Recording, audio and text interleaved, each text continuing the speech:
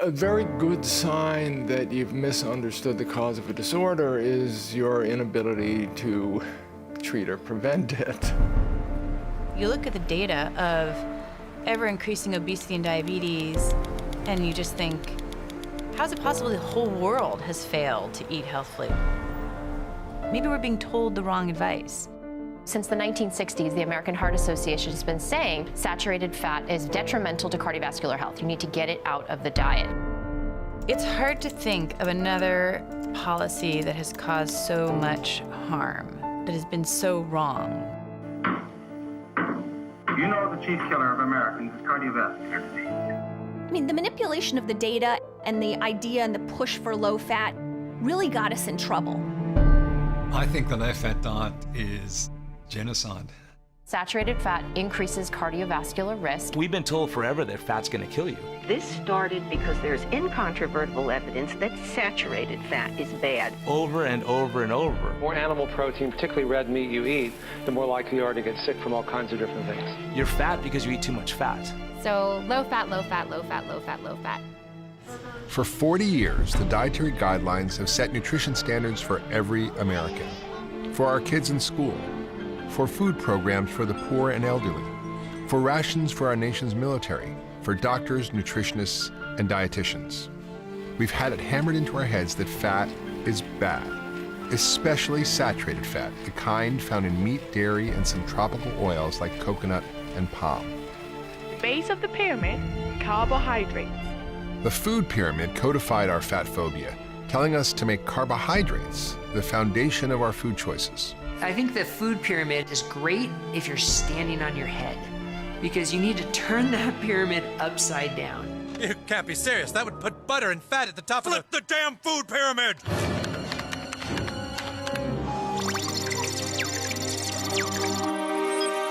Nutrition is stabilizing. We got the whole story wrong. We were told to eat 6 to 11 servings of bread, rice, cereal, and pasta a day by the government in the food pyramid. It should be called the food tombstone.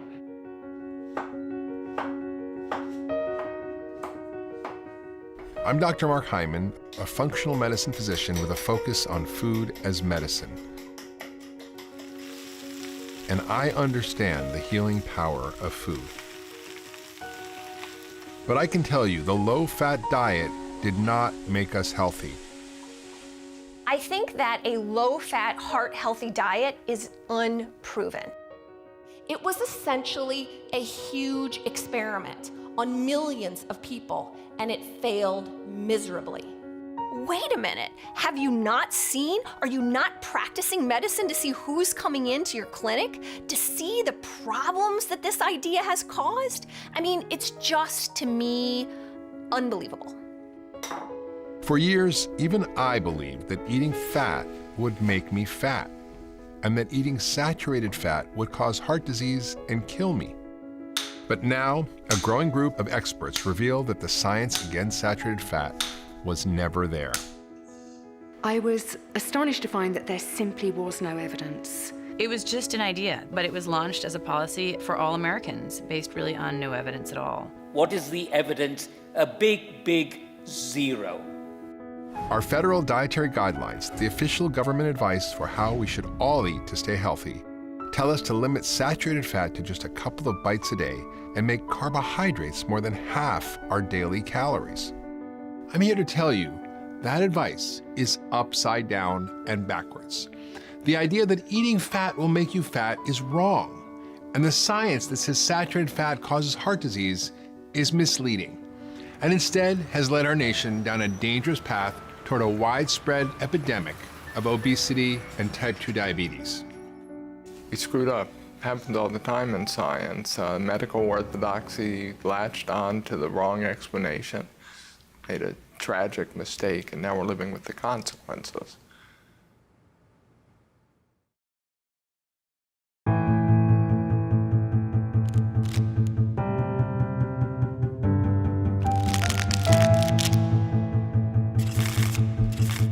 The nation got a report card on obesity today, and the country flunked. The battle against obesity has been going on for years. 1 in 3 children in this country is overweight or obese.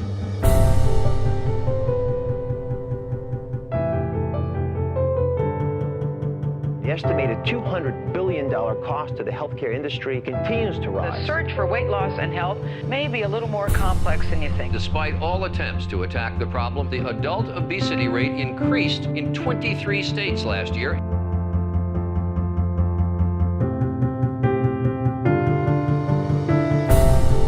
Why is it that Americans keep getting fatter in spite of government efforts ranging from calorie posting to new school lunch programs?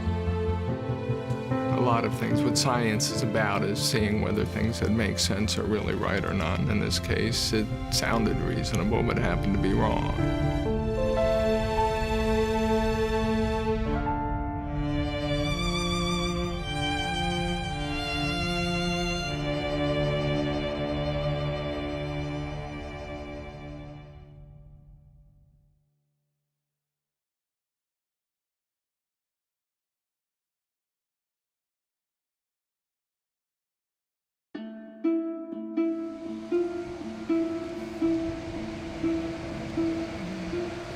I'm not happy about a lot of years of being at different doctors, and every time that I'd go in, there was just, here's another injection, here's a different kind of an injectable. This is the injectable that is supposed to help you make your own insulin. The list of side effects were longer than your arm, and it never made you feel better, and certainly didn't help at all with weight. Judy has struggled with type 2 diabetes most of her life.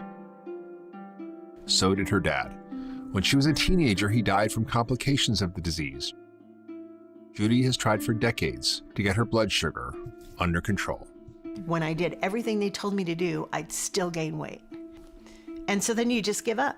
This health epidemic is weighing on Americans. Judy is not alone. The U.S. obesity epidemic is only getting worse. Americans are not winning their battle against obesity. Obesity among children doubled over the past 2 decades.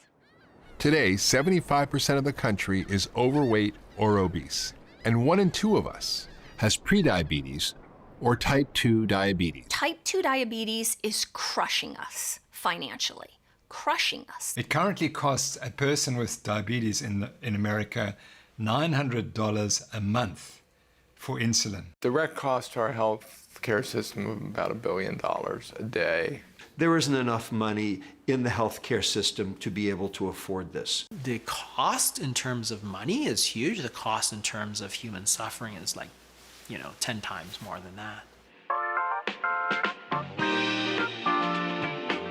In the space of a single generation, we've gone from this to this.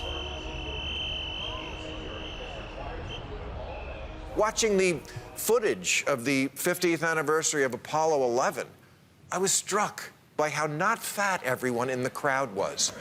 We looked like a completely different race of people. The heart attacks, the strokes, the cancer, the blindness, the amputations, all of that, I think, is unnecessary suffering that we're causing people. The question is, where did this come from and why is it occurring?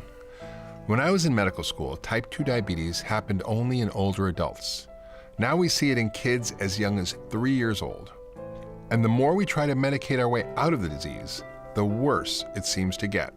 You can't throw drugs at a dietary disease and expect to make it better. But that's the medical teaching. Hey, you have type 2 diabetes, let me give you some pills. The model doesn't work. We're not making people healthy, we're just treating disease. But if you give people good nutrition, they become very healthy. He introduced that keto diet, and 6 weeks later, it was like a miracle. No diabetes. And it was like magic. And I got completely off of insulin. 2 years later, I had lost 197 pounds. Problem is, we've been confused and downright brainwashed by decades of nutritional dogma. The almost religious conviction that fat is bad, especially saturated animal fats. You can lose weight on these animal protein Atkins type diets, but you're mortgaging your health in the process. we still operate under this idea of dogmatic principles. We've always done it that way. That's what we've always said. We're going to continue to say it. And unfortunately, nothing is holding back progress in nutrition science like dogma. Alternative ideas have been attacked, and physicians labeled as quacks for ignoring guidelines against fats and telling patients to cut carbs instead. In South Africa, Dr. Tim Noakes went through a 4-year ordeal that threatened his medical license for recommending a low-carbohydrate, high-fat diet to a young mother. The reason why the low-carbohydrate diet has become demonized is because it works, and it has a huge impact on the financial return of the medical profession. I'm an internal medicine specialist. I can treat all of the conditions that I used to treat with medications just by changing the food. It's remarkable. It's completely free. There's no special equipment. There's no special, surgeries. It's a completely natural, and it's been used for thousands of years. I can treat not only obesity, but I can treat type 2 diabetes, high blood pressure. In fact, I have to take away medications from people as they get better. This is as big as the discovery of insulin or antibiotics. It clearly is. My interpretation is that low-fat diets can work, but low-carb diets work better. And that's what the science says. Nick Brown is a pretty typical American when it comes to his diet. Hey, how you doing? He eats a variety of protein, vegetables, and grains. He enjoys beer now and then. And one of his favorite foods, Thanks, sir. Have a good day. is pizza. Looking forward to pizza. Maybe. If it ruins pizza for me, I'm going to be pissed off. Nick is participating in a unique nutrition experiment along with Tracy Yeah, I've got a plan for the week. and Cynthia. Thank you. 3 metabolically healthy people who take no medications, trying 2 different diets, low carb versus low fat. Quite a few new recipes, so I was curious about using the right thing.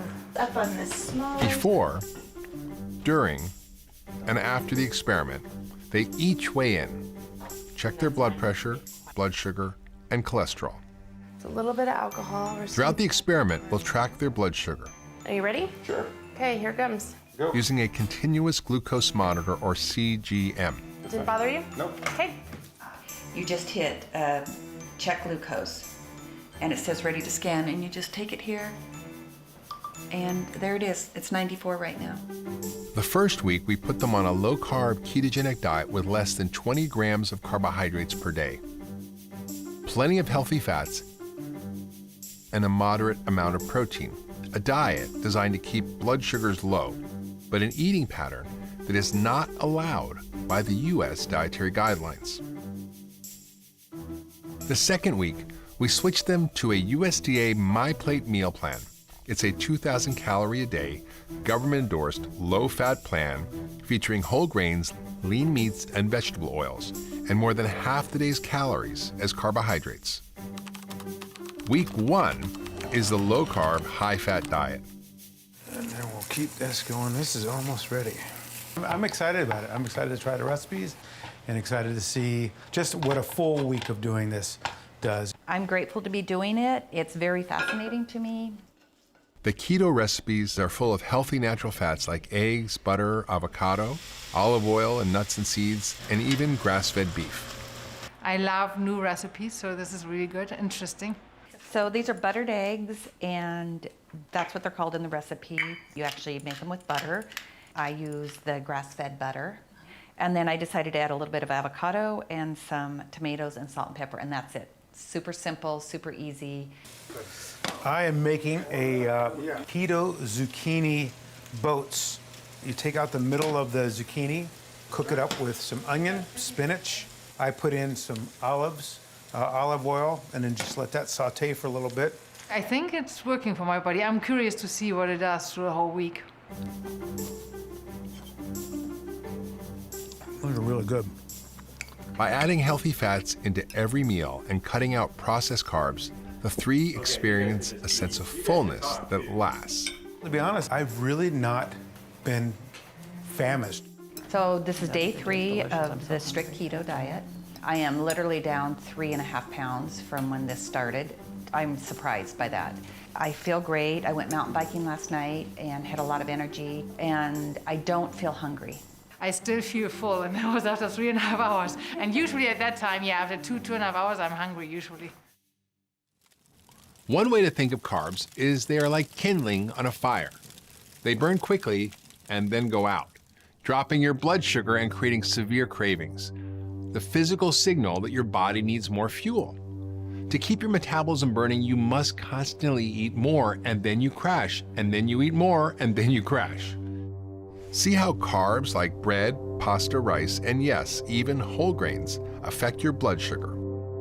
Protein has a much lower response. It will raise blood sugar a small amount, and fat, take a look at fat. Almost no rise in blood sugar at all. When you eat fat, it's like putting logs on the fire. What you get is just a long, steady source of fuel.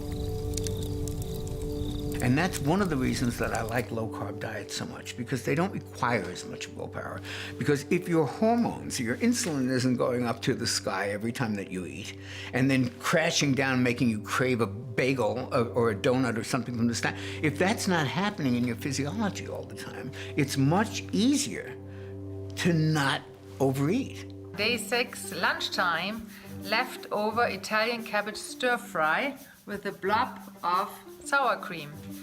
I'm still not quite hungry, but it's time for lunch. You know, what's really great about this is it's so easy to test your glucose. The sender's here, and then on my phone I go on the app that connects to it.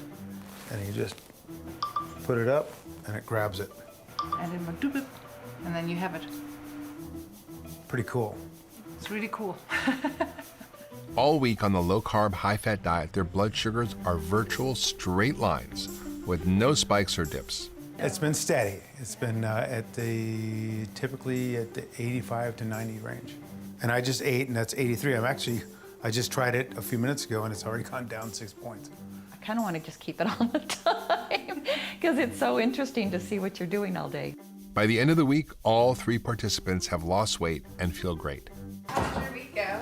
Very well, thanks. Good. You have lost about 2.5 pounds of fat. And how are your blood sugars? Very, very even. And look, your lean tissue, not only has it not gone down, it's actually gone up a little bit. Boy, really even. Yeah. Wow, not a lot of variation at all. I had always a full feeling, so I'm wondering if I ate too much, maybe, I don't know. Well, you'll feel a lot more full with fat and protein and less carbohydrate for sure.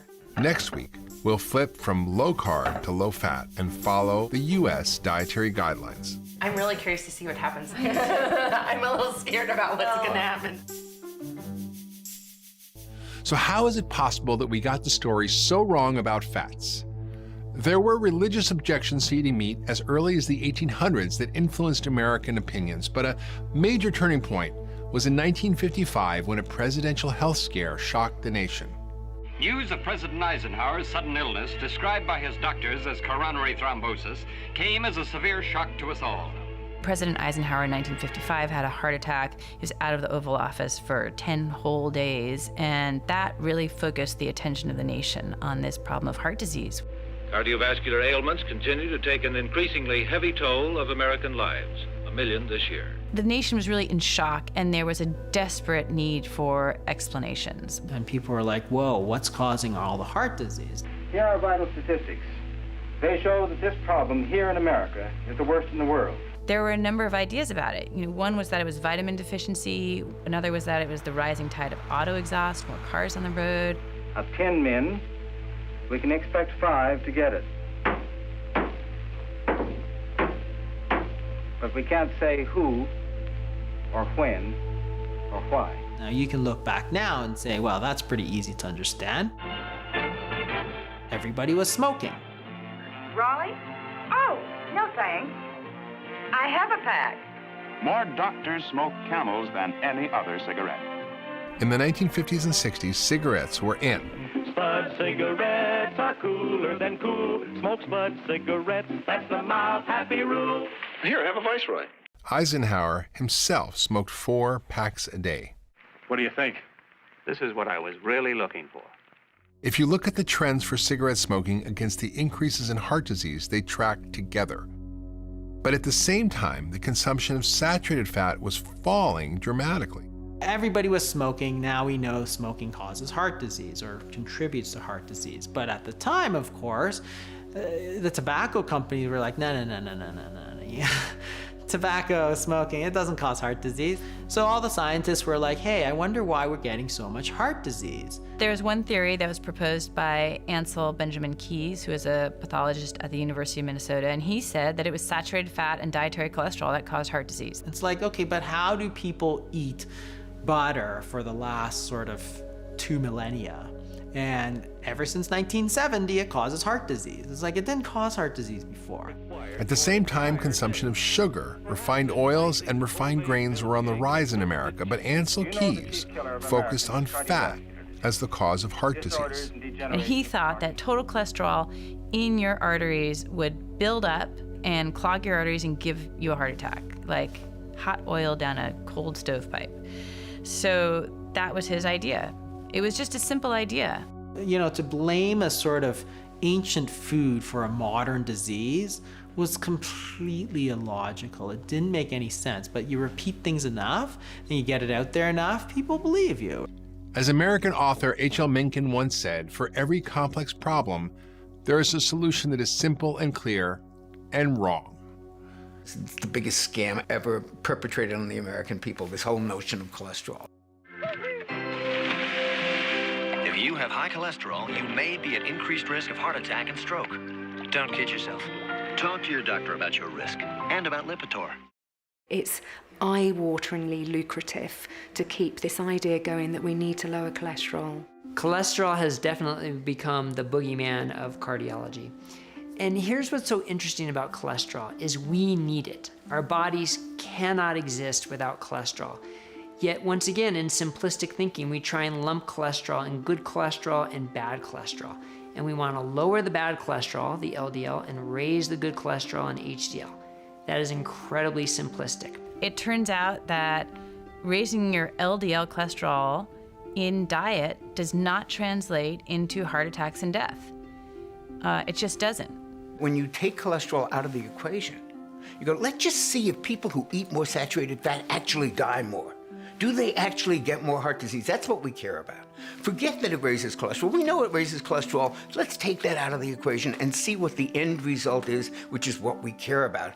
And every time they do that, the relationship dissolves. There is no relationship between the amount of fat you eat in your diet and getting heart disease. We now know that chronic inflammation caused by a diet high in sugar, refined grains, and refined vegetable oils is far more dangerous to our health. Atherosclerosis is an inflammatory disease. It's not a buildup of fat in the artery, it's actually an inflammation that's causing the problem. And the cholesterol then will go to that damage to try to repair it, but it didn't cause the damage. The damage has to come first. It's like saying that firefighters caused the fire when they just turned up to put the fire out. It was there by association, but it was there to repair, not to cause harm. Inflammation is probably the #1 promoter of every disease we don't want to have. And the #1 inflammatory substance in the American diet is sugar. That's it. I mean, you put those two things together, inflammation makes everything worse, and sugar is the #1 inflammatory substance that we consume. End of argument. In 1951, Ansel and Margaret took the 2 oldest children to Oxford for a year's sabbatical. The couple continued their travels, measuring cholesterols and conducting diet surveys in several European and African countries. There was a study that he presented at the Mount Sinai Hospital in 1953, and it was a 6 countries graph. He specifically looked at 6 countries around the world, and on the x-axis he plotted fat intake, and on the y-axis coronary heart disease rates, and he found a straight line relationship. And he offered that as proof that there was a linear relationship between how much saturated fat people consumed and how much heart disease they had. But he chose 6 countries for that perfect correlation. And at the time, there was data available for 22 countries. And when you put in all of those countries, it just looked like a scatter plot. The trend line is nowhere near as clear cut. There was no clear relationship. No correlation between fat and heart disease. He was criticized at the time by statisticians who said, you're obviously cherry-picking your data. He knows it's a hypothesis. He knows he doesn't have the evidence, and he immediately starts recommending the country go on a low-fat diet, which is fascinating because there's no concern that you're going to do harm. There's no, the Hippocratic oath, first do no harm. Despite his critics, Keyes was determined to prove himself right. He followed up with his famous 7-country study where he traveled to the countries cherry-picked from his graph and studied eating habits and heart disease among the people there. For his 7-country study, he repeated the same mistake. I mean, he cherry-picked his countries. I think he did cherry-pick countries for the 7-country study. He knew from the 6 countries graph the countries that would be on that straight line. So he knew, for example, that Italy would be a sure thing and America would be a sure thing. They would quite nicely anchor some of the ends of the graph. But he did not go to countries like Switzerland, France, Germany, who ate a lot of saturated fats and also had very low rates of heart disease. The French were eating all kinds of saturated fat, butter, cream, and they weren't gaining weight, which was a paradox at the time, and they weren't getting heart disease. They had like half the rate of heart disease compared to Americans. And everybody said, well, what a paradox, what a paradox. There was no paradox. The dietary fat simply wasn't causing obesity and didn't cause heart disease. So he was a very respected physiologist. And it's worth mentioning, by the way, that Eisenhower followed the Ansel-Keys advice and cut out all saturated fat and all cholesterol up until the day he died in 1969 of heart disease. Just worth mentioning. Ansel-Keys' diet-heart hypothesis remains the single most influential theory in the history of nutrition science. And here's an interesting point. Over the past 50 years, taxpayers have funded several $1 billion of research trying to prove saturated fat causes heart disease. But guess what? It's never been proven. To this day, the diet-heart hypothesis remains an hypothesis. There is no evidence against saturated fat. There just isn't. Dr. Zoe Harcombe is an obesity researcher who wrote her thesis on the lack of evidence behind the dietary guidelines. My thesis was born out of trying to understand why we have an obesity epidemic. Zoe collected all the raw data from randomized controlled clinical trials conducted prior to the release of the dietary guidelines. She then reanalyzed all the results in a process called a meta-analysis. It was looking at the absolute totality of the evidence. No cherry picking whatsoever, no study left out. So there's the Rose corn oil trial, there's the Research Committee low-fat diet, there's the MRC soybean study, there's the LA Veterans Dayton study, there's Leuren Oslo study. When she examined the results to see which group suffered more deaths, there was no difference at all. There was no health benefit for the groups assigned to eat a low-fat diet. I was astonished to find that there simply was no evidence. Real food fats are not dangerous. They are not the enemy. It's too simplistic and reductionist to say saturated fat is dangerous and needs to be avoided, and the evidence does not support that. So how then, without the hard science to back it up, did the diet-heart hypothesis become the foundation of our nation's dietary guidelines? Well, it had one big thing going for it: Ansel Benjamin Keys. He had just a very outsized personality. Colleagues of his told me he could just argue anyone to the death. And he was able to get into the American Heart Association on their nutrition committee. And in 1961, the Heart Association comes out with the first advice anywhere in the world telling people to cut back on saturated fat and cholesterol in order to prevent a heart attack. Up until the 1960s, Americans consumed almost half of their daily calories as fat. We ate butter without guilt, bacon and eggs for breakfast, and roast for dinner. Exercise gyms were barely a thought, and still, we were relatively slim. Conventional wisdom until the 1960s was carbohydrates for fat. That's the weird thing about it. You talk about bread, pasta, potatoes, rice, sweets going directly to your hips. It was what my mother's generation believed growing up. The diet used in this study is satisfying to the appetite because of the use of more protein and fat. And then in the 1960s, we come along with this idea that dietary fat causes heart disease. In 20 years, from the 1960s to the mid-1980s, the carbohydrate went from fattening to a heart-healthy diet food. The low-fat diet fad had taken hold, and Keyes rose to prominence within the American Heart Association and at the National Institutes of Health. If you only lived in America, you'd think this controversy was pretty settled, that obviously saturated fat causes heart disease because it raises cholesterol, and we all know cholesterol clogs the arteries. But there was a alternative hypothesis going on across the pond in England. There was always this competing theory that it was sugar and not fat that might cause heart disease. And the leading proponent of that was John Yudkin, and he published about that. And I think this is an extraordinary example of how nutrition science did or did not really work in America, because rather than say, oh, this is an interesting competing theory, let's explore that. Maybe they're right, maybe we're wrong. The reaction instead was to just bully him, really bully him out of the field. And Ancel Keys literally destroyed his reputation. He went after him. He did everything but call his mother, names. I think Ancel Keys knew that this hypothesis competed with his own, and he did not want that to succeed. He wanted his hypothesis to be successful. Not surprisingly, the sugar industry also preferred to point the finger at saturated fat. Recently discovered documents reveal that in 1965, the sugar industry paid prominent Harvard researchers to do just that. And they were very specifically paid $50,000 in today's dollars to produce 2 articles that exonerated sugar and fingered saturated fat as the cause of cardiovascular disease. We know that because we have the paper trail. We have their names on the documents. This is unconscionable. The sugar industry's job was to get the nutrition community to say publicly what they believed to be true, which was dietary fat was a problem, not sugar, and they paid researchers to do that, and they were very successful at getting that message across. In 1977, a Senate Select Committee headed up by Senator George McGovern helped seal fat's fate. Over the objection of scientists who pleaded against it, and with no hard evidence to back it up, the committee recommended the low-fat diet to the nation.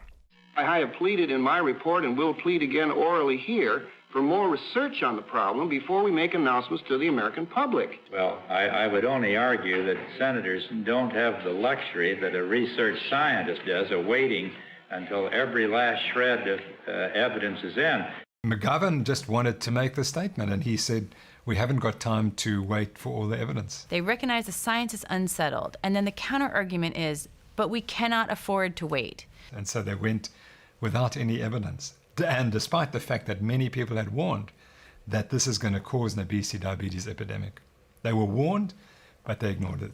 In 1980, the U.S. government triggered a radical shift in the diet of Americans when the campaign against fat became official food policy.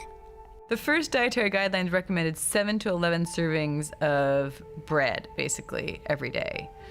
50 to 55% of your calories are supposed to come from carbohydrates, mostly grains. For the first time anywhere in the world, our government endorsed a massive increase in carbohydrates and slashed saturated fat consumption to less than 10% of daily calories. The American guidelines started with a very high-carb, low-fat approach, which was disastrous for putting that out into an entire population without evidence saying that it was healthy. Obesity in America had been slowly creeping up from the mid-1900s on, but in 1980 you see it turn sharply upwards. And then it just takes off like an airplane. So you just want to ask, well, what happened around then? What happened in 1980 is that the US government told all Americans, cut back on fat and increase your carbohydrates. It could be complete coincidence that just happened to coincide, but it sure as anything needs looking at to see if it is just coincidence. When we took the fat out of the food, what did we do? We put something in which was way worse: sugar. 1, 2, and Twist! Reduced fat Oreo. Less fat, loads of taste. New reduced fat brownie, muffin, and cake mixes from Pillsbury. Try the new frosting, too. Hershey's syrup is virtually fat-free. Terrific. I mean, let's face it, fat tastes good. We know that. And if you're gonna remove the fat from a food, you're gonna have to replace it with something else that gives people pleasure. Because new Simple Pleasures is made with all natural Simplest instead of fat. And what did they put in? Refined carbohydrates, increased sugar, and boom, we've got an explosion of processed foods. So irresistible, people are sinking to a new low to get their hands on one. Okay. Continental yogurt is non-fat, not low-fat, non-fat. Zero fat? How'd they do that? Ultimately, sugar was a bigger problem than saturated fat ever was. The industry learned that if they took fat out the diet, they had to replace it with sugar. They then learned that sugar was addictive. Wow, these are really good. These are great. Bring them on. Oh, yeah. And that's the driver of the obesity epidemic. Low-fat yogurt, higher in sugar. Whoa. Low-fat peanut butter. This is special. Low-fat salad dressing. This is great. All higher in sugar or carbs. Are you sure this is fat-free? All low-fat foods turned out to be higher in carbs. I don't think this was anyone's intention, but it's what naturally happens when you remove fat, which is natural for humans to be eating, from their dietary choices, and you put them on things instead of tasting like cardboard, they can at least taste like sweet cardboard. Snackwell's chocolate sandwich cookies. These taste unbelievable. What if I can't bake enough of them? Those women will be after me again. Hello, Cookie Man. What's in the box? The Snackwell phenomenon was like the epitome of what happened with the low-fat food industry, where people thought they could just eat massive amounts of these cookies. Don't you think you got a little carried away? They were very high in sugar and white flour. Cookie Man, you better make some more. The American Heart Association cashed in on the low-fat craze. Food companies paid hundreds of thousands of dollars to feature this heart-healthy checkoff symbol on a product. So this resulted in crazy things like the heart checkoff on Cocoa Krispies or on Honey Nut Cheerios or on all these foods that were super high in sugar. But as long as they were low in fat, then it was considered healthy. Kellogg's Fruit Loop cereal, part of this nutritious breakfast. Ha-ha, now that's a seal of approval. Heart-healthy, low-fat Fruit Loops, anyone? There's a kind of conventional explanation that it's really the fault of Americans for not following the guidelines. There's nothing wrong with our guidelines. It's just that Americans fail to follow them. But government consumption data confirms Americans did as they were told and dutifully cut back on natural fats found in red meat, whole milk, eggs, animal fats, and butter. But we still gained weight.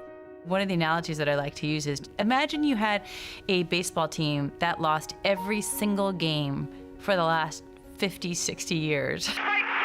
And you're like, well, those players, they just don't know how to play. None of my players know how to play. Well, at some point you'd have to say, maybe we should take a look at our coaching strategy. It can't be the fault of all of those players for decades. But that's basically our explanation for why Americans are getting fatter and sicker. It's their fault. They just can't do it right. I think the dietary guidelines have been a tremendous failed experiment.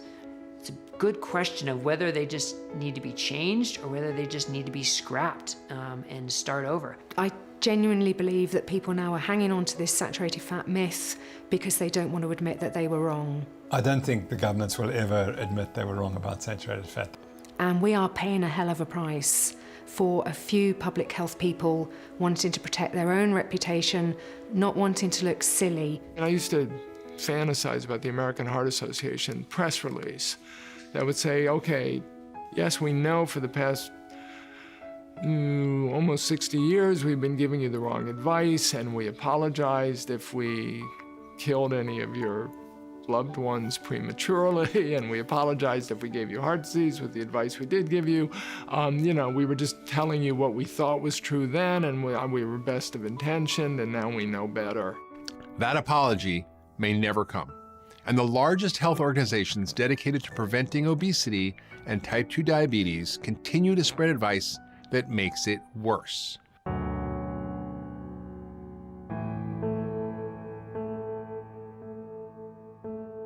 Type 2 diabetes, we were always taught, is a chronic and irreversible disease, inevitably progressive. I flatly reject that. I flatly reject it. So it is chronic, irreversible, and inevitably progressive if you take the guidelines currently in place and utilize them as your treatment plan. For years, the American Diabetes Association has promoted low-fat diets.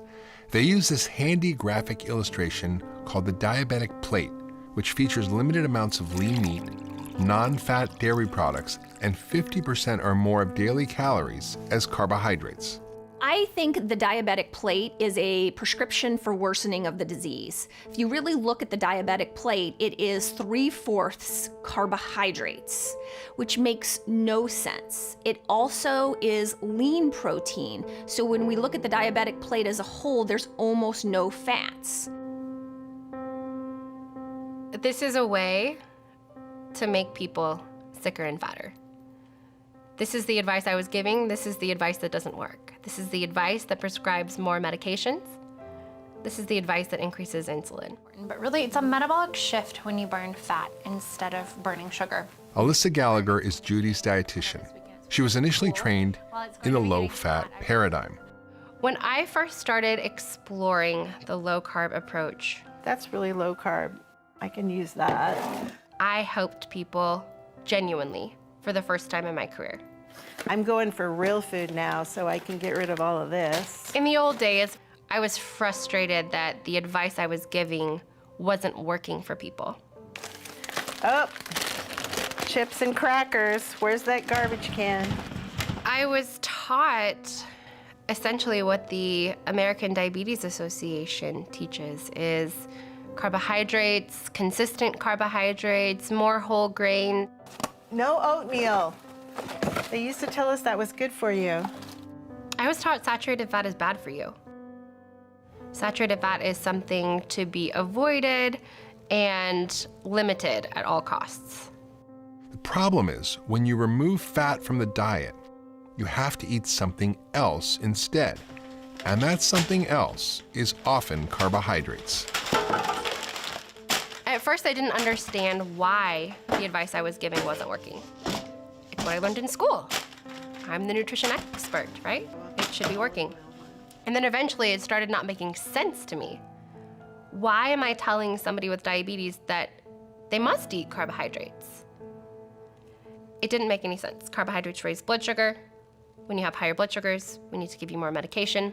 When we give you more medication, you gain weight. When you gain weight, you need more medication.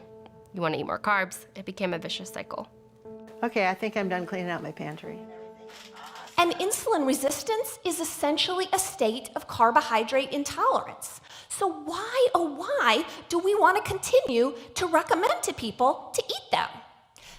Sarah Hallberg is a physician leading arguably the most promising trial ever conducted on type 2 diabetes. She has helped hundreds of patients safely and sustainably reverse their diabetes diagnosis, often getting off all medications by cutting carbohydrates and increasing their fat intake a lot, to as much as 70 to 80% of their daily calories. The solution to the diabetes epidemic in my clinic is exceedingly clear. Stop using medicine to treat food. Her TED Talk on this unconventional approach has nearly 5 million views. The title, Reversing Type 2 Diabetes, starts with ignoring the guidelines. Fat is central to any science-based nutrition recommendation for anyone who struggles with type 2 diabetes. Carbohydrates cause our insulin and glucose to go up, proteins much less, and with fat, there's no glucose or insulin reaction. And given the fact that type 2 diabetes is a problem with elevated glucose, wait a minute, we can't be recommending the macronutrient that's going to cause glucose and insulin to go up. But that's exactly what MyPlate and the ADA guidelines do. They recommend us to eat the macronutrient that's causing the problem. In her clinical trial of nearly 500 patients, 60% of the intervention group reversed their diagnosis of diabetes. That's more than half the patients whose blood sugars normalized. 94% had their insulin doses decreased or totally eliminated, with no increase in their LDL or lousy cholesterol. By comparison, the American Diabetes Association reports a less than 1% success rate at reversing diabetes when following their own low-fat advice. So if we want people to really get help, we have to start giving them advice that actually works. It's hard when you have, let alone been hearing something for decades, but been saying something for decades. It's difficult to turn that ship around. Because to turn that ship around, you have to be vulnerable. You have to say, I was wrong. And this involves a lot of organizations, a lot of people saying I was wrong. And I think that's hard. I think that's a big deal. After years of following the guidelines and getting nowhere, Judy has decided to ignore the ADA's advice and try to reverse her type 2 diabetes with a low-carb, high-fat nutrition plan. The health professionals that were giving us all that advice through the years just kind of bounced us back and forth, and we never really had any answers. I really like just unsweetened coconut chips. I feel like what I'm learning now is a way toward health and a way toward a better size that I'll feel good about, which to me is hand in hand with my health. The U.S. military is now facing a new threat. It's not North Korea, it is actually the U.S. diet. The single biggest disqualifier is obesity. Wait, we're talking about young people. Right, youth obesity. 25% of all potential recruits are turned away because of their weight. At this point in time, we can't field an army because they are, quote, too fat to fight. That's not my words, that's the U.S. Army's words. A few months ago, the Army missed its recruitment goals for the first time in 13 years. We've gotten to a point where we're too fat to defend ourselves.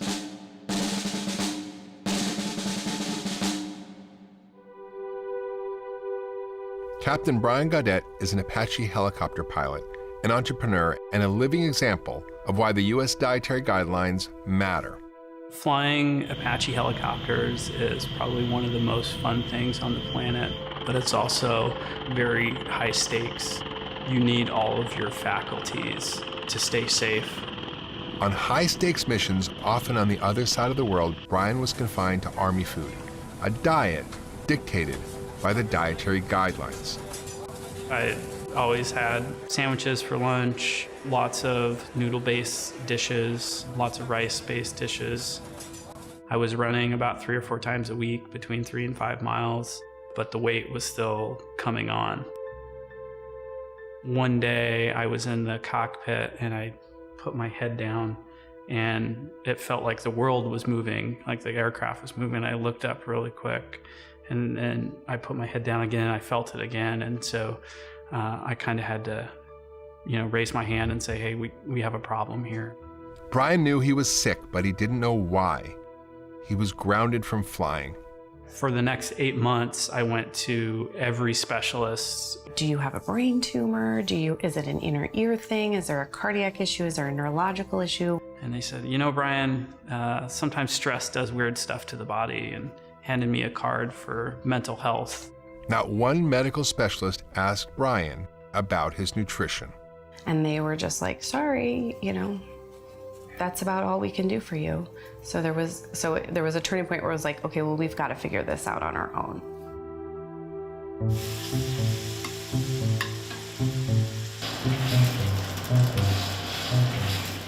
Brian decided to try an elimination diet and he cut out all grains and sugar. For really just efficiency and for taste, I made these giant batches of bone broth, vegetable, and meat soups. Amen. And I just ate them pretty much every day. And that's where sort of the nickname Captain Soup came from. In about 6 weeks, I got my brain back. I got my energy back. I lost about 25 pounds. I started to see my husband come back. I started to see my children's father come back. It's miraculous to me what just food can do. Just by changing what he ate, Brian's health problems resolved. He no longer takes any medication, he's back to his high school weight, and the Army has reinstated his flight status. And now he's sharing his recipe for health with the world. Now we make just super clean keto soups, and we ship them frozen all over the country. These days, when Brian goes on deployment, he ships ahead cases of soup. He no longer relies on the Army food that made him so sick. When my son was born, I was really sick, and I look back at photos from that time, and I barely remember anything about that year because I was so out of it. Sorry. And when you don't have energy and you don't have your health, like, you don't really have anything. I have my brain back, I have my energy back, and I can show up and be there for my kids and for my wife like I want to be. Today, less than 20% of medical schools require nutrition training for physicians. That's slowly changing, but a widespread lack of nutrition knowledge means many physicians misunderstand the root causes of chronic and metabolic diseases, which are often driven by diet. When a physician preaches low fat and a physician preaches reducing calories and they try that themselves, it doesn't take long for some of them to realize this isn't working for me. Maybe it's not working for my patients either. Allie, how are you doing? Physicians are not immune to obesity. Plenty of them struggle with their own health challenges. Until 2 years ago, I was trying to do the American Diabetes Association diet, the American Heart Association, trying to eat a low-fat diet, eating small meals throughout the day, and I'm gaining weight. Up 2, up 3. I was working out 6 days a week because I would say, I gotta work out. If I wanna lose weight, I wanna be an example to my patients. You're exercising, but like they say, you can't outrun your fork. So I had a huge Like many docs, Brian Lenskis was trained in the low-fat paradigm, and that's what he practiced with his patients for decades. But the struggle with his own weight was getting out of control. Yeah, at that point, I was around 260 pounds. And I was, at that time also, I was pre-diabetic. Clearly what I was doing wasn't working. I was following the government guidelines, and I was getting sicker and sicker. And it's not working for me. Well, were my patients not listening to me, or was I giving them bad advice? And it turns out we were giving bad advice. Honey, I got a mixture of chicken, Italian seasoned sausage, and like a spicy pork. So when I cut carbohydrates, the interesting thing for me, if I had eggs for breakfast, for instance, my 10 o'clock snack that I was gonna have, I wasn't hungry and I would skip right through it. I like the grease on my fingers. Super good. Within the first 6 months, I was down about 28 pounds, 30 pounds. I was putting on muscle mass and I was feeling really good. My energy, my mental clarity, my focus, my fatigue levels, all those things got better. I was like, wow, pretty interesting. How many guys have lost like 10 pounds or more doing low carb or keto? And he's been a fantastic ambassador for low carb lifestyle because he's seen it personally, and now he's seen it with hundreds of his patients. Hey, how you doing? Fine, thanks. So good to see you. Thank you. How's things? In all my years of practice, I never saw anyone cured of diabetes by going on a low-fat diet. Never, not one time. No one came off insulin. Since switching his practice to a low-carb, ketogenic approach, nearly a dozen of Brian's patients have reversed their type 2 diabetes and come off insulin altogether. Man, I was just looking at your numbers and it's like, I think if anyone I've ever seen, you've come off insulin faster than anyone. I feel brand new. Brand new, brand new. So I'm sticking with the diet. In 3 months, I went from insulin 5 times a day to no insulin and was able to maintain normal blood sugars. I don't remember if Dr. Lenskis suggested keto specifically for the weight loss or if it wasn't for the other issues that I had. I started it, and I do love butter, and I do love cream, and I do love bacon. So, it sounded really pretty good to me. Great, it's incredible. I ate less, and what I ate, I enjoyed more. Since last March, a year ago, I've lost between 50 and 60 pounds, but I've gained a lot of strength, I've gained a lot of muscle as well. So I've lost over 200 pounds. It's just mind-boggling. He hadn't taken any patients off insulin ever in his entire career. And in 5 months, he got 11 patients off insulin completely. How can you not acknowledge that? You've done incredible things. I mean, just 2 years ago, you were on insulin 5 times a day, huge doses, and you asked me, can I come off this insulin? I'm gaining weight, I'm tired, I'm fatigued all the time, and now seeing you where you're at now, and it's pretty remarkable what you've accomplished, just by making some lifestyle changes.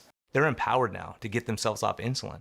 So now they're seeing it. Now my patients are telling their patients, and they're going to them saying, hey, how come this person came off insulin? I thought it couldn't happen. It can happen. It does happen, right? And we're excited about that. I don't know anyone else who's lost as much weight as you have. Even with gastric bypass surgery, I've never seen it. The fact you're coming down off your diabetes medicines, you're off them all now. Your blood pressure came down. All these things are getting better, and we're just slowly getting you off medications. You are making progress, and you're making a ton of progress, more than anyone that I've ever seen. The shift that he saw in his patients, being able to actually remove medications and make them healthier at the same time, was just tremendous. And it all started with his own personal journey. Maybe eventually the government will come around. Maybe, possibly so. If not, it's your health, right? We could do it as individuals, and when people are seeing people have benefits, they're going to want to go into that lifestyle. And what you're doing and what we're seeing day after day, it's super exciting. Yeah. Yeah. So thank you. Thank you for encouraging me too. You. Oh no, you're wonderful. You are absolutely the best.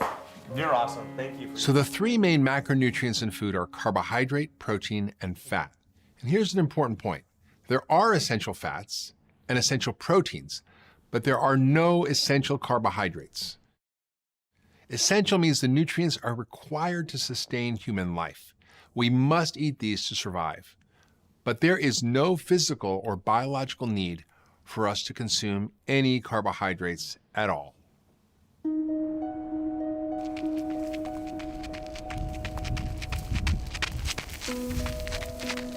I was an ultra-distance runner. Not an elite athlete, but I was pretty good and finished like in the top 100 out of a field of about 15,000. By the time he was 30 years old, Doug Reynolds had run almost 100 marathons and ultramarathons. He was in the best shape of his life, but something wasn't right. And I would be incredibly fit.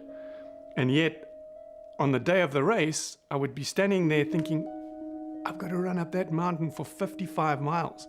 I can't even get to the corner. I felt terrible. I used to think it was just nerves. Like many people, Doug thought athletes couldn't function without carbohydrates. He would binge on carbs in the days leading up to the race.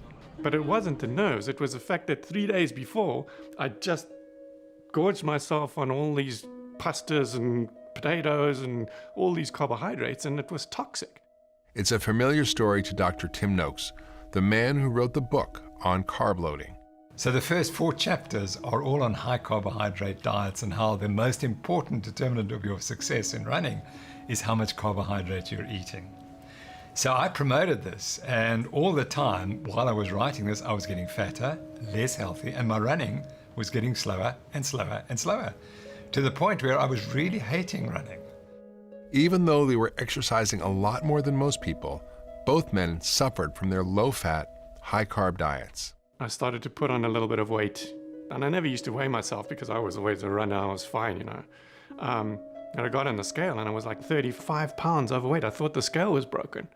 And then, much more interestingly, I discovered I had type 2 diabetes, which was predictable because my dad had died from the diabetes, and my dad took 10 years to die.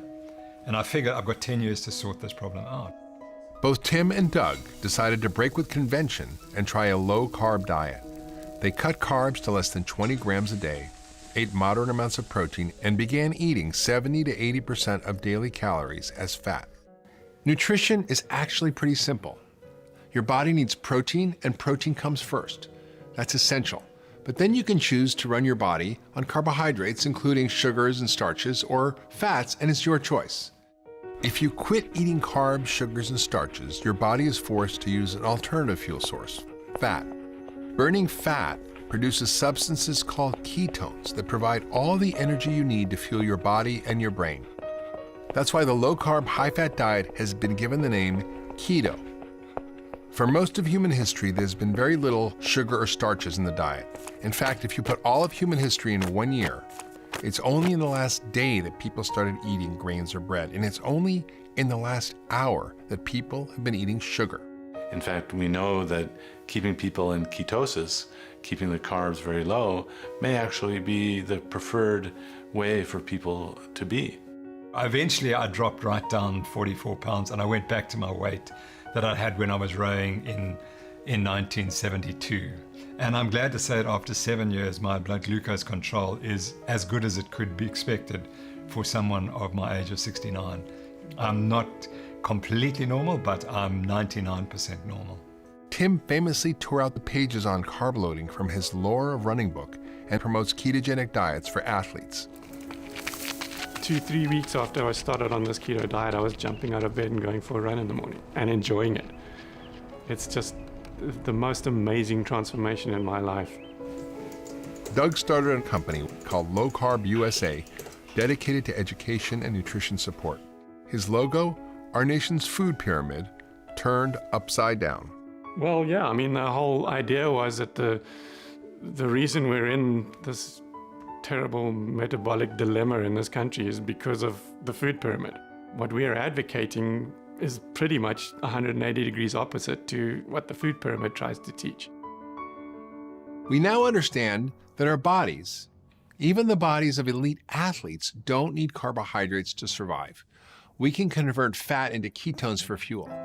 But early nutrition scientists did not understand nutritional ketosis.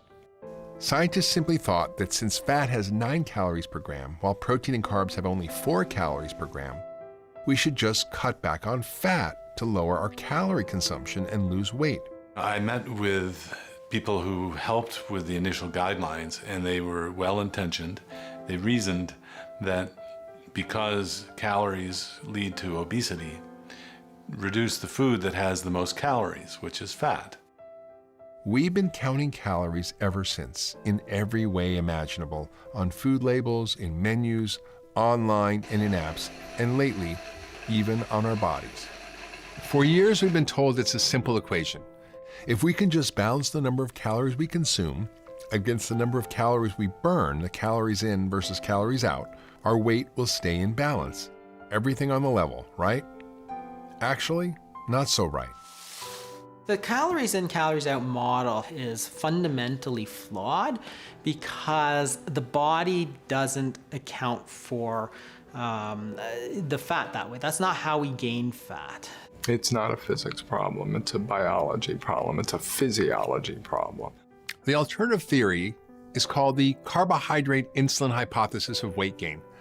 Remember how carbohydrates raise blood sugar but fat doesn't?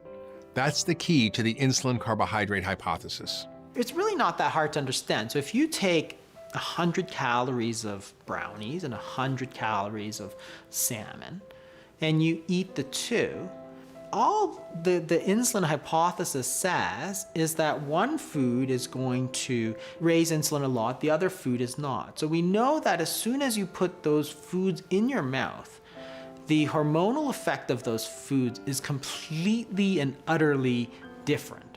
So we really need to pay attention to hormones at least as much, if not more, than calories. So what raises insulin? Well, carbohydrates, number one with a bullet. It's like in real estate, location, location, location. With insulin, it's carbohydrate, carbohydrate, carbohydrate. Protein is a distant second. So protein can raise insulin as well. You know what doesn't raise it at all? Fat. Zero. Not a drop. Doesn't move the needle. So what is the irony of us telling people to eat a diet that is absent of the one macronutrient that has no effect on the fat storage hormone? It's total sheer madness. Insulin essentially acts as a lock that gets clamped down on all of our fat stores and prevents us from using our stored fat as energy. But when we restrict carbohydrates and we can therefore bring the insulin levels down, the locks come off. And all of a sudden we have access to all of our fat stores for energy. That's right, insulin is a fat storage hormone. Lower insulin by cutting out sugar and carbs, and the weight comes off, or never comes on in the first place. We tell patients to think of their body as a bowl of sugar, right? So over time, that bowl fills up. If you're eating a lot of, processed foods and, sugar and so on, that bowl fills up. And eventually that sugar, as you add more sugar in, spills out. And that's what type 2 diabetes is. Your cells can't hold any more sugar. It simply spills out into the blood. The wrong thing to do is take the insulin and keep cramming that sugar back into the body. The body sort of takes it until it rots, right? It would be much smarter to simply say, hey, I have too much sugar. Let me just burn it all off by intermittent fasting or not putting any more sugar in, a low carbohydrate diet. And guess what? It works exactly as you would expect it to work. I've been using the keto diet for about 13 years in a university clinical practice, and the results in treating diabetes are quite remarkable.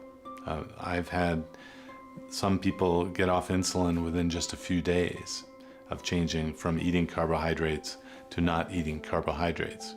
I think my record that I can recall is I took someone off 180 units of insulin a day in just 2 days. Well, come on in and take a seat. Sure. If Judy were to have walked into my office 10 years ago when I started, I would have thought, I can help you.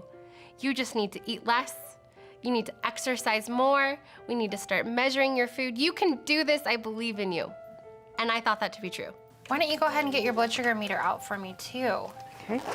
Take a look at that. Over the course of the following 5 years, I realized it wasn't working. And either no one was following my advice or I was giving terrible advice. I've been writing down each day. Thankfully, Judy didn't come into my office 10 years ago. She came into my office this year. And I was able to offer hope. I was able to offer an opportunity. I knew that she could be successful. And success wasn't just measured on the scale, it was measured with blood sugar reduction, insulin reduction, anti-inflammatory markers, blood pressure, as well as insulin. Looks like you did an awesome job. Yeah. And you are down 12 pounds. Wow. Since our last visit. Yeah. I can report that this is the second week and I have normal blood sugars now in the morning. I'm still doing my injectables, but it's gotten leveled. It's leveled and I know that I'm in ketosis and the weight is starting to drop off.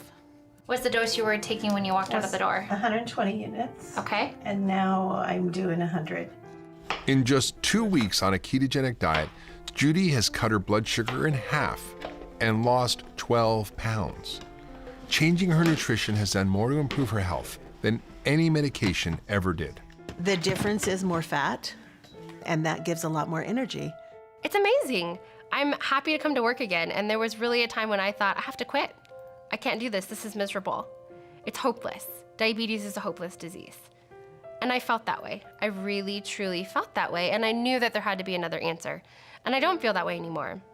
In results from more than 50 controlled clinical trials comparing high-fat and low-fat diets for weight loss, the high-fat diets won every time. The higher the fat, the higher the weight loss. That's because eating fat speeds up your metabolism and helps you burn body fat. Carbs slow down your metabolism and cause weight gain. It's week 2 of our nutrition experiment. This time, it's the low-fat diet.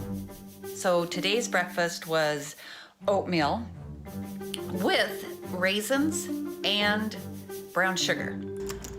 We're following a USDA MyPlate 2,000 calorie a day meal plan downloaded from the USDA website. Do you have a leaner ham? It calls for low-fat meats, non-fat dairy, including non-fat sugar-sweetened chocolate milk, and plenty of carbohydrates, things like lasagna, bread, and even pizza. This looks like stuff you take to a college dorm or something, right? This is what our government says we should eat. We have some shredded wheat here.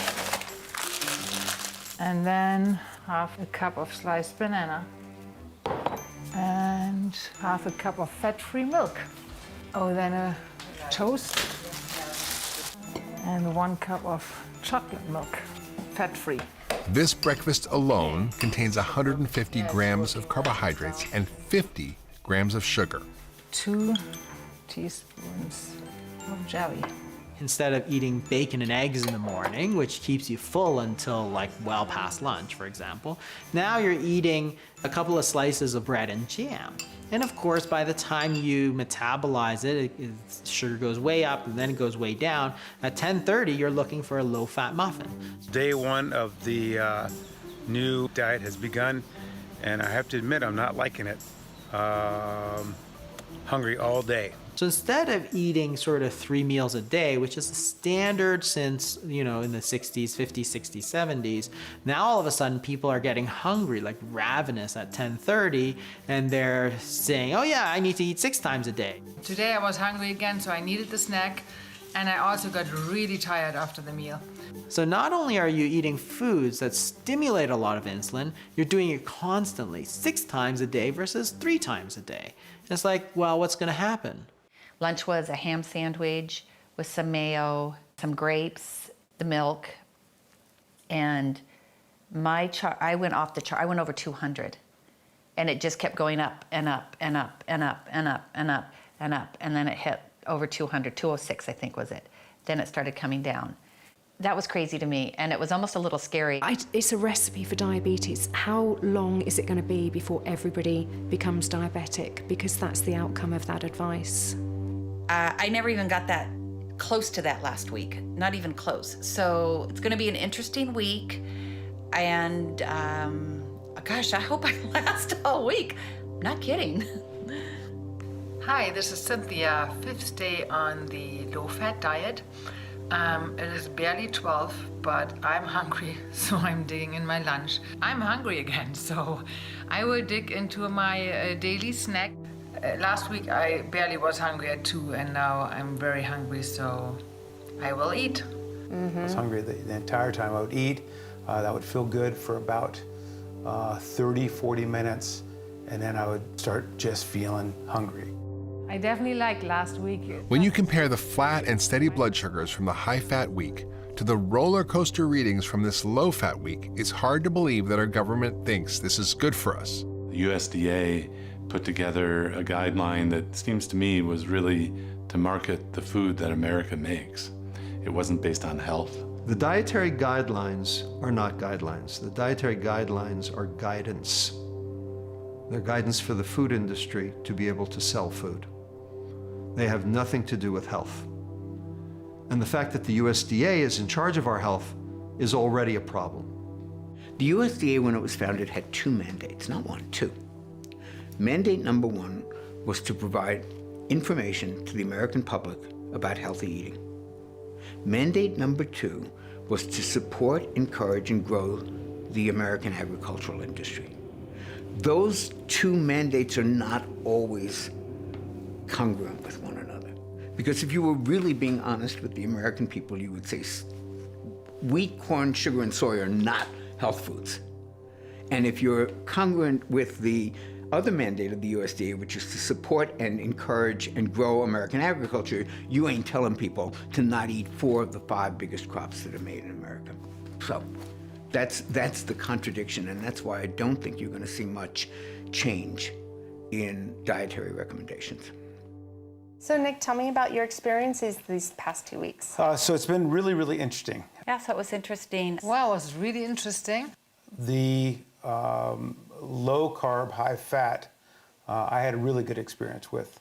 I loved all the food, and I found it very easy. I like the high fat a little better because I felt more energetic. The following week on the low-fat, high-carb, I was bonking. I'd just be tired. Maybe hangry is probably the best word. Insulin is a big driver of carbohydrate craving and hunger. That hangry feeling that you mentioned is often when someone's insulin levels are high but their blood sugar is low. It's that insulin roller coaster we talk about, that you eat carbs, your insulin levels go up. And I was, I got foggy during the high carb week. A little groggy. I was even just like saying things backwards, and yeah, I noticed that I wasn't clicking like I normally do. I'd love to see your graphs at some time too, like kind of see the whole progression of them. Do you have them with you? Yeah, sure. Let me see here. Just look at the difference between the 2 diets. every one of our participants experienced similar reactions to the low-carb versus low-fat diets.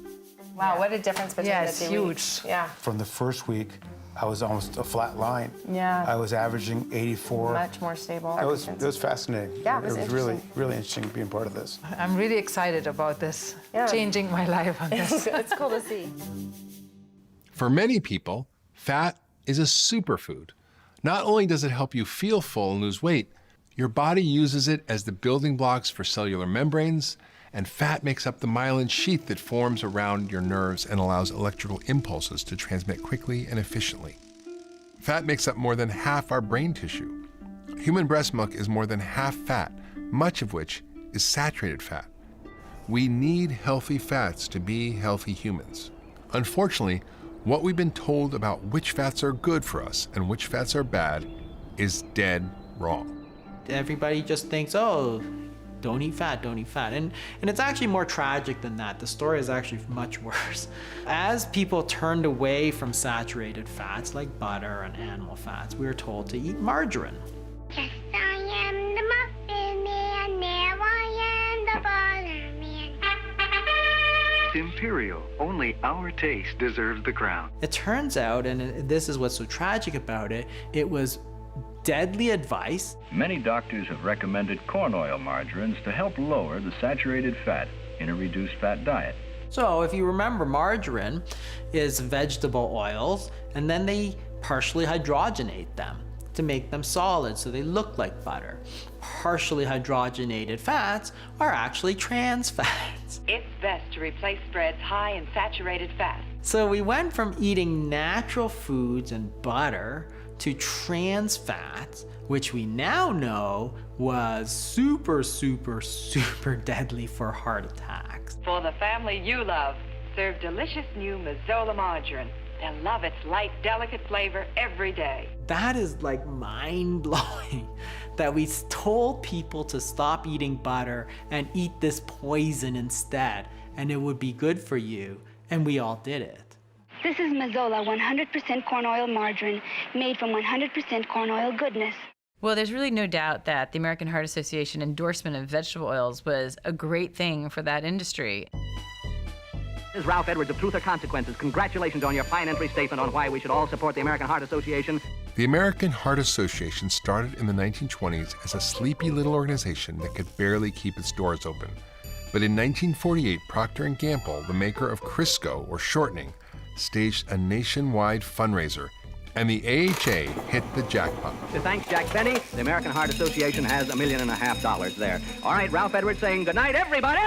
Overnight, millions of dollars flowed into their coffers. I mean, literally from one week to the next, they started opening up chapters all over the country, all thanks to Procter & Gamble. New Crisco oil stays blended longer, makes salads taste great. New Crisco oil blends better than other oils. The American Heart Association has endorsed vegetable oils ever since. It's not nice to fool Mother Nature. They then were able to publish advertisements saying, lowers cholesterol, take this ad to your doctor and get them to prescribe to you vegetable oils for your health. Vegetable oils are a fascinating topic because they've become labeled as heart healthy, which drives me a little crazy because the label was granted to them simply by lowering LDL cholesterol. But the broader question is, what else are they doing? These are not real food products. These are products made in factories. These are products that require heat and chemicals and high pressure to extract what little oil there is. The heat and chemicals used in the manufacturing process oxidizes these delicate seed oils. When you eat oxidized vegetable oils like soy, canola, corn, and safflower or sunflower, they create free radicals throughout your body that are highly inflammatory and known to cause heart disease and cancer. Why are we always trying to eat more antioxidants? To combat free radicals like the ones found in refined vegetable oils. And then they're used by restaurants in the most carcinogenic way possible. They heat them, reheat them, cool them off, heat them again, and use them for a week. So switching to vegetable oils or seed oils was probably a terrible idea in the first place. One researcher from the University of Minnesota went to a variety of fast food restaurants in her neighborhood and purchased French fries, and then took them back to her lab for testing. She found numerous compounds of toxic aldehydes in the fries.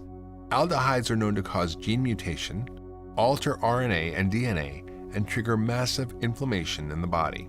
Vegetable oil is highly toxic, and anyone who advises people to eat vegetable oils is also giving misinformation. I tell my clients to avoid the industrial seed oils as much as possible. Vegetable oils belong in the engines of cars, not in your food. Refined vegetable oils are one more reason you should avoid fast food and processed food. If it comes in a bottle or a box, it probably contains vegetable oils, from crackers to cookies, mayonnaise to salad dressings, baby food, and even baby formula. They're not natural, they've been shown to be pro-inflammatory, and in some studies like the Minnesota Coronary Experiment, the Sydney Diet Heart Study, they've shown that yes, they lower LDL, but they actually do nothing or they worsen all-cause mortality. Minneapolis, you're so many things to me. The Minnesota Coronary Survey, which took place in the 1960s, was the biggest ever test of Ancel Keys's hypothesis. The Minnesota Coronary Experiment is a fascinating study, both from a science standpoint and sort of a detective standpoint. So it took place in 5 Minnesota mental hospitals, which is a kind of experiment you can't do anymore because it's considered unethical. But back then, it has the benefit of being highly controlled, which means that you're feeding people all their food, so you know what they're eating. And they can't get outside food, so they can't cheat. In the diet, they replaced saturated fat with polyunsaturated fat in the intervention. And then the diet was similar in all the other nutrients that they deemed to be important. And what they found was that with the intervention, cholesterol levels went down, which is what you would expect, but mortality actually trended up. Turned out the people who were on the cholesterol-lowering diet had more heart disease and more deaths than the people eating the controlled diet, which is the exact opposite of what they wanted. So it did not support the diet heart hypothesis. But they never published the results. If you do a very long study, going into that study thinking that you know what the end in mind is going to be, and then it isn't the end in mind, I can understand that you don't want to publish the results, but it is scientific fraud. Yeah, that is totally unacceptable to not publish your data like that. It wasn't published until decades later that a relative of the author went digging for the results. And this is the detective part that's kind of crazy, that he had to go looking through the basements to find these data and re-crunch the data and reanalyze it and then bring it out to publish it to say, hey, look, this diet higher in omega-6 oils lowered LDL, but it increased cardiovascular risk and it increased mortality. When you are making recommendations that are not evidence-based and evidence comes out that's contrary to those recommendations, wait a minute, that's a problem, right? And so what has been the standard approach to dealing with that situation, which has come up a number of times? Bury the new evidence. And that's exactly what's happened. And the Minnesota Coronary Study is a perfect example of this. The Heart Foundation didn't come and say, sorry, we're wrong. They just ignored it as if it didn't happen, and they continue to promote vegetable oils and polyunsaturated fats. If that had been published, almost certainly what we eat today would be different. And this is a reason for everyone to be outraged beyond concern. Controlled clinical trials like the Minnesota Coronary Survey are considered the gold standard of research, the type of experiment where you can control every bite of food and change just one thing, like swapping butter for margarine, to find out if it has an effect on our health. But trials like these are expensive, and some even considered unethical.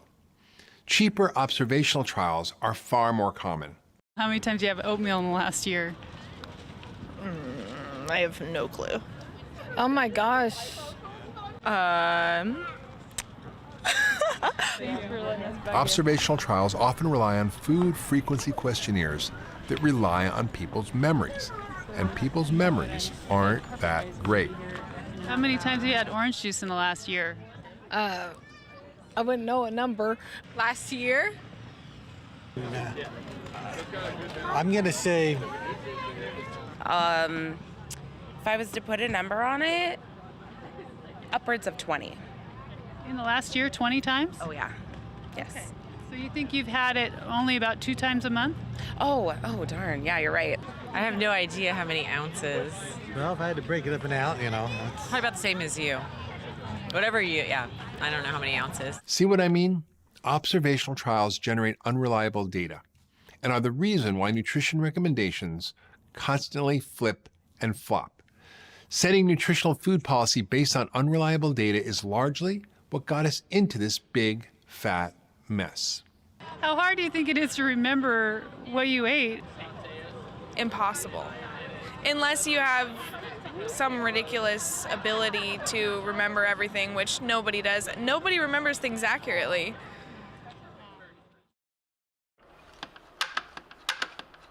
No one person may represent the antithesis of the low-fat diet better than Dave Asprey. His company, Bulletproof, has made a morning ritual out of adding spoonfuls of fat to coffee. You take anywhere from a teaspoon to a tablespoon of grass-fed butter. Add to that a few more tablespoons of purified coconut oil. And then add your brewed black coffee.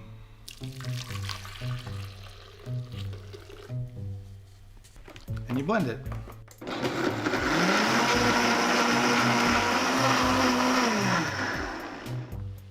You can see it looks an awful lot like a latte. You drink this, you're just not hungry for hours and hours, and you're energized in a way that you'll never get from a piece of toast. It was through his own discovery of a high-fat, low-carb diet that Dave Asprey lost more than 100 pounds, and he's kept it off for 10 years. In 2004, after I lost a bunch of the weight I wanted to lose, I decided to go to Tibet to learn meditation from the masters. And I'm at 18,000 feet elevation in a very remote part of Tibet, 10 degrees below zero, 30-mile-an-hour winds, and I'm feeling kind of wrecked because there's no air and it's cold. And this little Tibetan woman gave me a bowl of yak butter tea, which is yak butter mixed with tea and a pinch of salt. All right, fine, I'm hungry. I drank it. Didn't taste great, didn't taste bad, but a minute later, I feel really good. In fact, I haven't felt this good in days. What is happening? And I wrote a little note in my journal. How could this be? And that day I had another 20 cups of it, and I just felt like I got my life back. Dave came back to the States and adapted his yak butter tea experience to coffee. Bulletproof is now a multi-million-dollar company which Dave operates alongside a small organic farm where he grows grass-fed sheep and pigs. Hey guys. Hey Riley. Dave believes the quality of the fats you consume is critical. If you're not sure whether fats are good or bad, it's okay, because some fats are bad and some fats are good. No wonder it's confusing. Short version, grass-fed butter, egg yolks, coconut oil, avocados, olive oil, those are the good fats. While there is much debate over the role played by animal agriculture in climate change, raising grass-fed animals on organic pastures like Dave's actually helps capture carbon and can be a sustainable piece of the climate solution. And the meat you eat must be higher quality. And guess what high quality animals make? High quality poop. Guess what high quality poop makes? High quality vegetables. The vegetables you're eating that don't come from farms that work like this are vegetables devoid of nutrients. And if we allow that to continue, there will be no topsoil. This is how you make topsoil. And the Tibetans figured out a long time ago, saturated fat helps your brain. They were using it for meditation. They're using it to help their metabolism work in very harsh conditions that are high stress. So it's time to throw away the seed oils. They are not fit for human consumption. If you're eating bad fats, it's going to kill you. And this is where the American Heart Association and the American Diabetes Association just got it wrong. They told you to eat bad fats because of industrial interests. And it's time that we change that. The science is very, very clear. Yeah. So how much weight have you lost total? I'm 30 pounds. That's great. Yeah, and my goal was 50, so I think it's very doable. And you're down another 5 pounds. I am? Yeah. Yeah. In 2 months, Judy has lost weight and cut her insulin medications by 60%. I think you have to look inside yourself and just determine that nobody's going to take care of you the way that you can. I don't feel like anyone could go wrong with making an attempt at this, but you can't attempt it for a week. You have to set your mind and set yourself to it for, a period of time. Judy is inspired by thousands of other patients who've reversed their type 2 diabetes, getting off all medications with a high-fat, low-carb nutrition plan. We reversed my severe type 2 diabetes after 1 month. I couldn't be prouder. No more insulin injection for me, and no more metformin or even statins. I completely reversed my type 2 diabetes in just 3 months. Now, before I changed my diet, I weighed 212 pounds. Now I weigh 165 pounds and I take 0 medications. Before I started, I weighed about 265 pounds. I now weigh 130 pounds. Now I can enjoy my family. I can do everything that you should do to live a life. It's just been a total change. I have seen so many individual transformative patients. What an honor that is to share that journey with a patient. I feel like if a person just is determined and sets their goals, that there isn't anything you can't do. You just have to decide that feeling good and being healthy is more important than the things you used to like to eat. It isn't very long before your tastes change and you really like it. When I first started exploring low carb, I tried to keep it very quiet because it has been, and maybe still is, a very controversial subject. In other countries, dietitians were losing their licensure over practicing low carb, let alone medical doctors as well. Professor Noakes, on a charge of unprofessional conduct, the majority of this committee find you not guilty. The controversy over low carb may be slowly, quietly changing. In the long drawn-out case of Dr. Tim Noakes, the final ruling found in his favor. So as far as we're concerned, we've made the point that this diet is safe. That's all we really set out to do. The low-carb ketogenic diet is a low-inflammation diet. More and more brave practitioners are going against the dietary guidelines to help their patients find better health. Like Brian Lenskis, who also teaches low-carb nutrition classes at his church. So far, Brian's congregation has lost more than 2,000 pounds. Our results are in purple here, low carb. The 2-year findings from Sarah Hallberg's clinical trial show that a low-carb, high-fat diet is equally as effective as bariatric surgery in reversing type 2 diabetes. So your assessment of the vilification of saturated fat after your experience in this trial? Well, I'll tell you, what we say is that we do not restrict saturated fat in these patients, and yet they're having these remarkable results. In April of 2019, the American Diabetes Association issued an update to its long-standing position that diets lower than 130 grams of carbs a day are unsafe. I was thrilled. It felt like Christmas morning to me. It was the very first time in writing from a huge organization that said what I was doing was okay. What I was doing was an approach that was helping my patients. And while it was something that I have known for years, it was the first time I felt safe. It was the first time I felt safe to give these recommendations. In 2015, after more than 50 years of condemning foods like eggs, lobster, and shrimp, the American Heart Association quietly dropped their long-standing recommendation against dietary cholesterol, saying it's no longer a nutrient of concern. That same year, the U.S. Dietary Guidelines Committee removed the cap on dietary fat consumption, admitting there's no evidence that eating fat is bad for health. But the cap on saturated fat remains. The hypothesis that saturated fats are bad for health has been the most tested hypothesis in the history of nutrition science. There has been no hypothesis that has been more tested. Some 75,000 people, 65,000, somewhere in that range, depending on which studies you include, and none of them could show that saturated fats had any effect on total or cardiovascular mortality. There's no evidence for it. Even so, the American Heart Association, who takes much of its funding from big food and big pharma, continues to stand behind its long-held position that saturated fats are the cause of heart disease and that refined vegetable oils are heart healthy. But there is so much politics and so much money and big pharma and the sugar industry behind trying to keep those guidelines as they are right now. I feel like eventually they will change, but when it could be 50 years. We can't wait 50 years. Millions of people have died already because of this mess. Doug Reynolds isn't waiting any longer.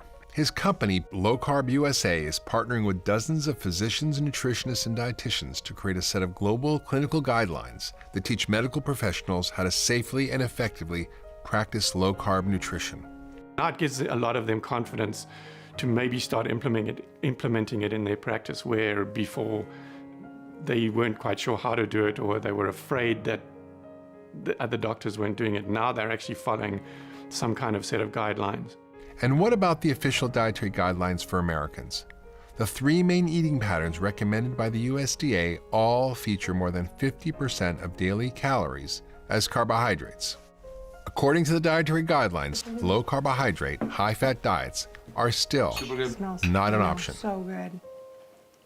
In 2017, the National Academy of Sciences and Medicine performed the first ever outside scientific review of the U.S. dietary guidelines and found that the process lacked transparency and scientific rigor.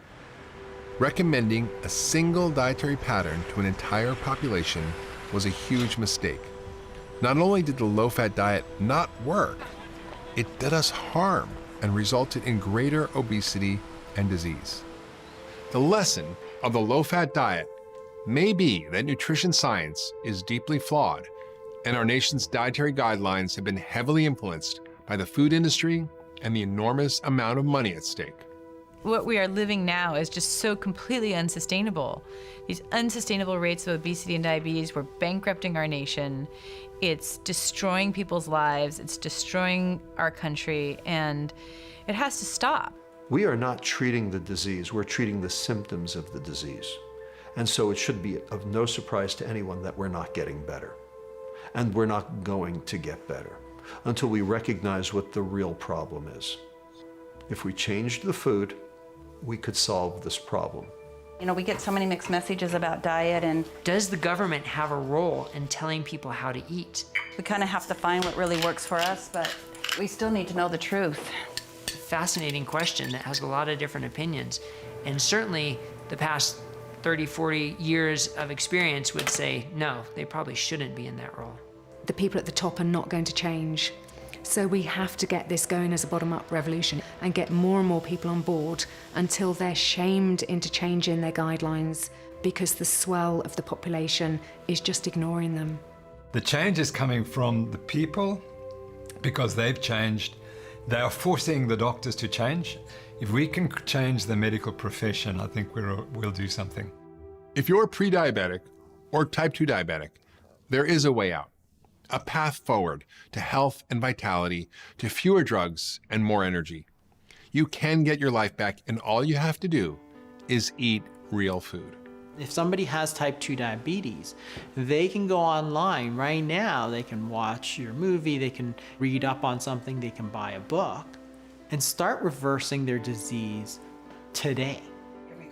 What I see on a day-to-day basis with my individual patients, as well as my own family and my own friends, I think it's missed in some of this research. And what that is freedom. It's freedom from being hangry, right? It's freedom from cravings. It's freedom from headaches. It's freedom from reactive hypoglycemia. It's freedom from mood swings. It's better quality of sleep. It's better quality of life. I feel great. I feel really good. Hi, girl.